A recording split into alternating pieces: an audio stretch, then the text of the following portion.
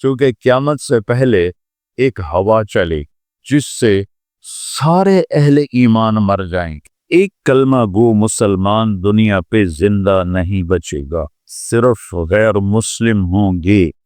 ایک بھی لا الہ الا اللہ کہنے والا نہیں ہوگا. ہمارا ایک ساتھی ہے وہاں کینیڈا پہ، اس سے مجھے خواب سنایا کہ میں نے دیکھا کہ غزہ کے جتنے شہداء کے بچے ہیں وہ آسمان پہ تیر رہے ہیں اور اللہ کے نبی ہر آنے والے کا استقبال فرما. تو ہمیں دیکھنے میں تو بڑا ظلم نظر ہے، ظلم ہے بھی صحیح، لیکن ہماری تو موج ہے، تو ساری جنت میں گئے. جتنے بڑے شہید ہوئے وہ بھی جنتی، عورتیں شہید ہوئیں وہ بھی جنتی، مرد شہید ہوئے وہ بھی جنتی.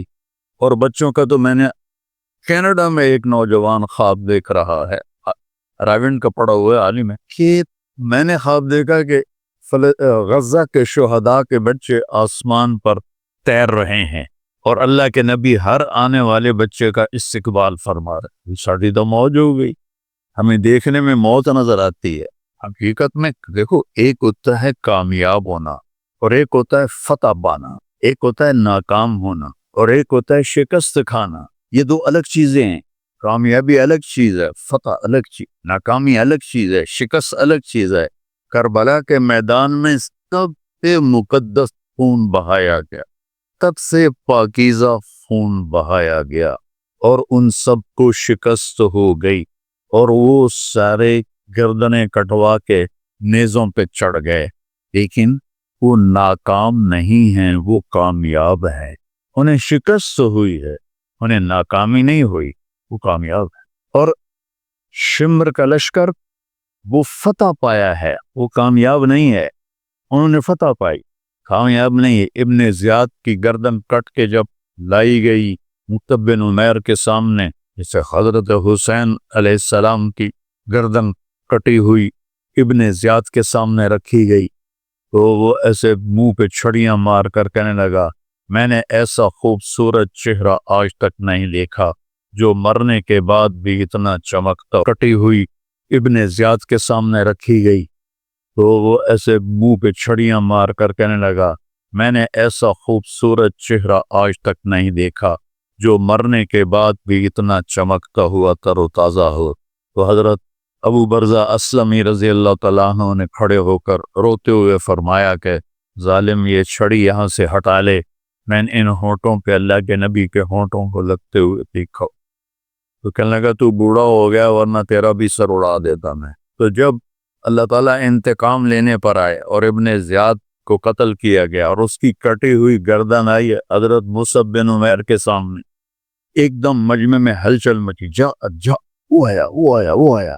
کیا دیکھا؟ ایک چھوٹا سا سام، اتنا انتہائی تیز، وہ تیزی سے آیا اور اس کی ناک میں داخل ہوا اور منہ سے نکل گیا. پھر اس کی ناک میں داخل ہوا اور منہ سے نکل گیا. پھر اس کی ناک میں داخل ہوا، پھر اس کے منہ سے نکل کے پھر غائب ہو گیا.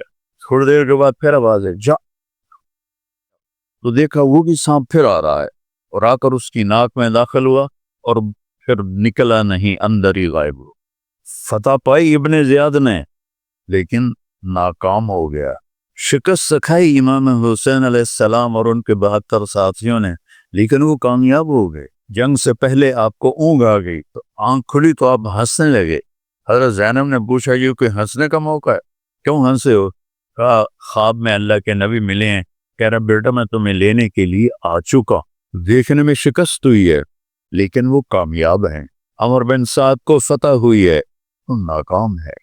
عمر بن سعد کی کٹی ہوئی گردن بے مختار کے سامنے رکھی گئی. اللہ تعالیٰ نے ایک کو زندہ نہیں چھوڑا. جتنے بھی قاتلین حسین تھے تب قتل. حضرت عثمان کے قاتل تب طبعی موت نہیں مرے، تب ذلت کی موت مرے. تو بھائیو یہ امتحان کی جگہ ہے. اللہ اپنے نبی کی امت کے گناہوں کو دھونے کے لیے ایسے حالات لاتا ہے. سب آپ نے فرمایا جتنا مجھے ڈرایا گیا اتنا کسی کو نہیں ڈرایا گیا. تو میں بتا رہا تھا ارض فلسطین یہ دوسری مسجد جو زمین پہ بنی 40 سال کے بعد، وہ مسجد اقصیٰ ہے. 4000 نبیوں کے باپ اور میرے نبی کے دادا ابراہیم علیہ السلام اس سرزمین میں تشریف لائے، وہیں آرام فرما رہے۔ اسحاق علیہ السلام، یعقوب علیہ السلام، داؤد علیہ السلام، سلیمان علیہ السلام، یحییٰ علیہ السلام، زکریا علیہ السلام، یہ وہ نبی ہیں جن کا قرآن میں ذکر ہے۔ اس کے علاوہ بھی سینکڑوں نبی ہیں جن کے نام نہ تاریخ میں ہیں نہ قرآن میں ہیں، جو کچھ سرزمین کے اندر ہیں۔ یہ محشر کی سرزمین ہے، یہ نبیوں کی سرزمین ہے۔ میرے نبی نے فرمایا ارض المنشر والمحشر، یہ محشر کی سرزمین ہے اور دوبارہ زمین سے باہر نکلنے کی سرزمین ہے۔ اور پہلا بڑا معرکہ روم اور صحابہ کے درمیان ہوا تھا فلسطین میں، اجنادین کے مقام پر، جو آج رملہ کہلاتا ہے۔ رملہ کے قریب یہ روم کی تعداد 90,000 تھی اور صحابہ کی تعداد 30,000 تھی، اور خالد ابن ولید رضی اللہ تعالیٰ عنہ وہ لشکر کے امیر تھے۔ اس وقت وہ عراق میں تھے جب حضرت ابو بکر صدیق کو پتہ چلا کہ جو 18 دن کا تھا اور ایک راستہ تھا جس سے لوگ آتے جاتے تھے، وہ 2 مہینے کا تھا، تو حضرت خالد نے فرمایا میں اس صحرا کو پار کروں۔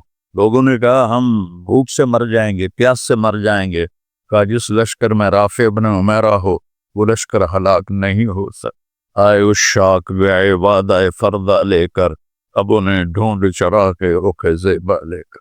آئے تھے کچھ لوگ جو اللہ کو راضی کر کے دوستی لگا کے دکھا گئے، کب اپنی آنکھوں سے ڈھونڈ چرا کے رخ زیبا، تمہیں نظر کوئی نہیں آئیں گے، مرد نظر آئیں گے، انسان کوئی نہیں نظر آئے گا، عورتیں نظر آئیں گی، انسان کوئی نہیں نظر آئے گا۔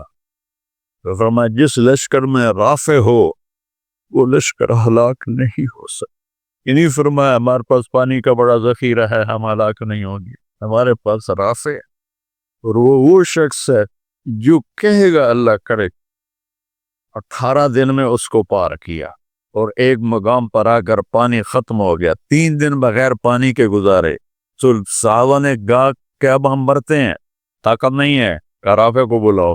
رافع کی آنکھیں خراب، فرمانے لگے رافع پانی چاہیے۔ کہنے لگے اچھا مجھے بتاؤ کہاں ہیں ہم، کیونکہ وہ دیکھ نہیں پا رہے۔ تو انہوں نے فرمایا کہ فلاں جگہ۔ اب صحرا میں تو کوئی نشان منزل ہوتا ہی نہیں، تو کوئی انہوں نے جھاڑیاں بتائیں کہ نہیں، کچھ جھاڑیاں دیکھو ایک طرف کٹی ہوں، کٹی جھاڑیوں کا کوئی جھنڈ ہو، مجھے بتاؤ ہے۔ انہوں نے کہا ہاں وہ نظر آ رہا ہے، کہ مجھے وہاں لے چلو۔ وہاں لے گئے، ایک جگہ اشارہ کیا کہ یہاں سے زمین کھودی تو پانی کا چشمہ نکل کے باہر آ۔ کبھی ہم بھی تم میں بھی چاہت تھی، کبھی ہم بھی تم میں بھی راحت تھی، کبھی ہم بھی تم بھی تھے آشنا، تمہیں یاد ہو کہ نہ یاد ہو۔ اللہ نے تو بے وفائی کی نہیں، ہم نے بے وفائی کی۔ اس کی مدد جو رکی ہوئی، یہ بھی اس کی مدد ہے۔ ہمارا شہید جنت میں جا رہا ہے، اگر زندہ ہے، زخمی ہے، بھوکا ہے، گناہ معاف ہو رہے ہیں۔ جہنم کی آگ سے ایک سوئی کا نکا عام آدمی دیکھ ہی نہیں سکتا، دھاگا نہیں پا سکتا، جس دن کی نظر کمزور ہوئے اتنا چھوٹا ہوتا ہے۔ میرے نبی فرمایا جبریل علیہ السلام نے آ کے عرض کہ یا رسول اللہ، سوئی کے نکے کے برابر اگر جہنم کی دیوار میں سوراخ ہو جائے تو اس میں سے جو آگ کی چنگاری نکلے گی پوری دنیا کو کوئلہ بنا دے۔ اس کے سامنے یہ تکلیف تو بڑی تھوڑی ہے، لیکن بات اصل یہ ہے کہ ہم نے اللہ سے دوستی چھوڑ لی۔ یہودیوں کو گالیاں بعد میں دو، پہلے ہم اپنے گریبان، تجھے کیوں فکر ہے اے گل دلے صد چاک بلبل کی، تو اپنے پیرہن کے چاک کو پہلے رفو کر لی۔ کتنا جھوٹ بولا جا رہا ہے، کتنے جھوٹے مقدمے ہیں، کتنی والدین کی نافرمانی ہے، کتنے گھریلو ناچاکیاں ہیں، کتنا سود چل رہا ہے، کتنا شراب کے ٹھیکے چل رہے ہیں، کتنے لوگ نمازیں چھوڑ چکے ہیں۔ صرف حکمرانوں کو میں کیا گلا دوں، آج ہم سارے اس حمام میں ننگے ہیں۔ یہ اللہ کی رحمت ہے، اگر کسی کو اللہ نے اس امت کو اگر دنیا میں وہ جھٹکے دیتا ہے۔ مجھے ایک آیت بھی یاد آ گئی، دونوں کو حال بتاتا ہوں۔ ایک ہے جنہوں نے اللہ کو نہیں مانا، تو اللہ کہتا ہے ذرہم یأکلوا ویتمتعوا ویلہہم الامل فسوف یعلمون۔ میرے میں وہ کرن دے انہوں موج میلا 4 دیاڑے ہیں، انہوں موج ویلا کرن دے نہ میرے کو آن دے ووٹ ویکھی میں کی کرنا. ٹھیک ہوگی. ہمارے بارے میں کیا کہا؟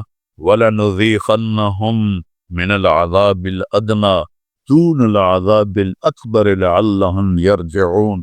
میں تمہیں دنیا میں چھوٹے چھوٹے عذاب دوں گا، بڑا عذاب نہیں دوں گا آخرت کا. یہ غزہ کی جو تباہی ہے یہ چھوٹا عذاب ہے، یہ چھوٹی تکلیف ہے. دون العذاب الاکبر فیعذبہ اللہ العذاب الاکبر یس النار الکبرى. اور عذاب اکبر نار کبرى جہنم ہے.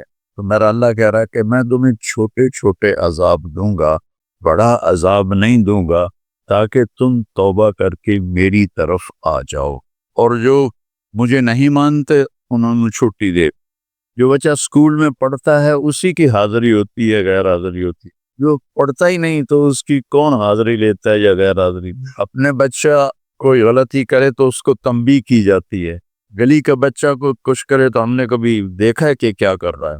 یہ امت میرے اللہ کی لاڈلی امت، اس وجہ سے نہیں کہ ایسے کوئی بڑے حاجی پارسا ہیں، اپنے حبیب کی وجہ سے، اپنے محبوب کی وجہ سے یہ امت اللہ کی لاڈلی امت ہے.